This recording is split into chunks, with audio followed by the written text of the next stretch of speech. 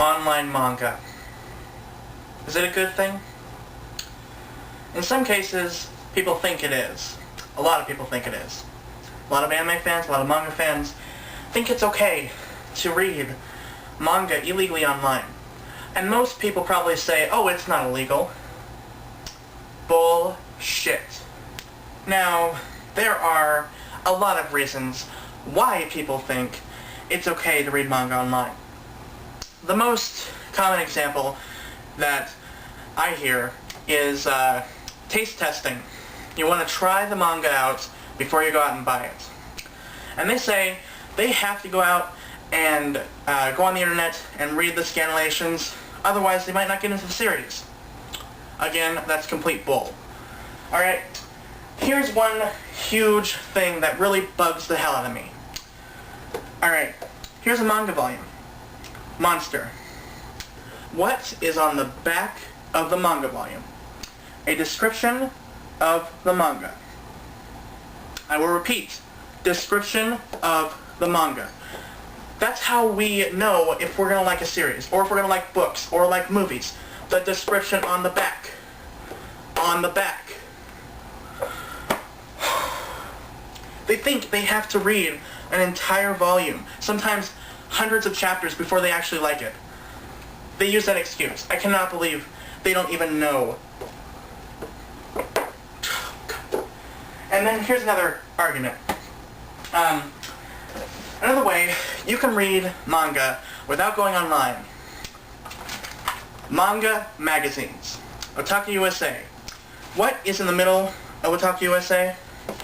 Chapters from manga that are coming out soon. I mean, you can't read, I don't think you can read chapters from older series, except one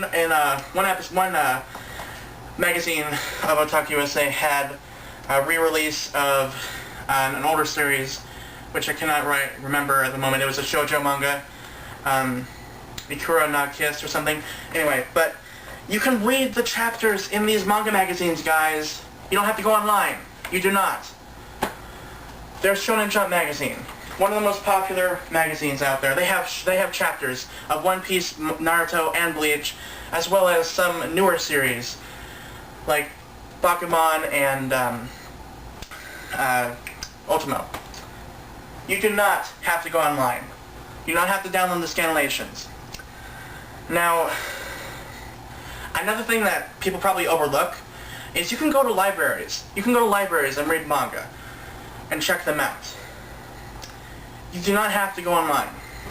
An even better way to check out manga is to borrow them from friends. Such a simple thing. I let my friends borrow my manga. That's how I got them into Vampire Knight. And, you know, they haven't bought it yet, but they're not like huge anime fans anyway, but, you know, they read it. At least they didn't read online. So, and I feel like such an asshole because I was one of those people that read on one manga.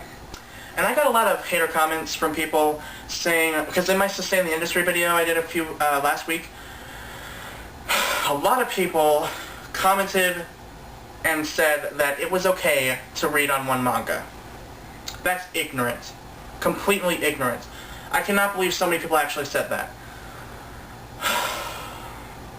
Makes no sense. There is a site that you can go to and read manga legally. It's called squareenix.com. I'll put the link to that in the description box. And, you know, they don't have a lot on there yet, but they are working on it. You know, they've already got Black Butler, Fullmetal Alchemist, and they're working on getting some Momomo and Ultimo, and a lot of other series. They're working on it. And you should go check it out, because you can read there for free, legally. Now, when I say things are illegal, because you're stealing, that is what I'm talking about. A lot of people are like, it's not illegal. That's complete bull. Now, here's one thing that really pisses me off. Some anime fans actually think that just because they read the manga online first, they are true fans. That is 100% not true. Here is a quote that was in that panel, and Greg quoted it from, gotta find it, Zack Bertsky, who writes columns for the Anime News Network. And it's a longer quote. I don't have the whole quote with me. It's kind of like a summary.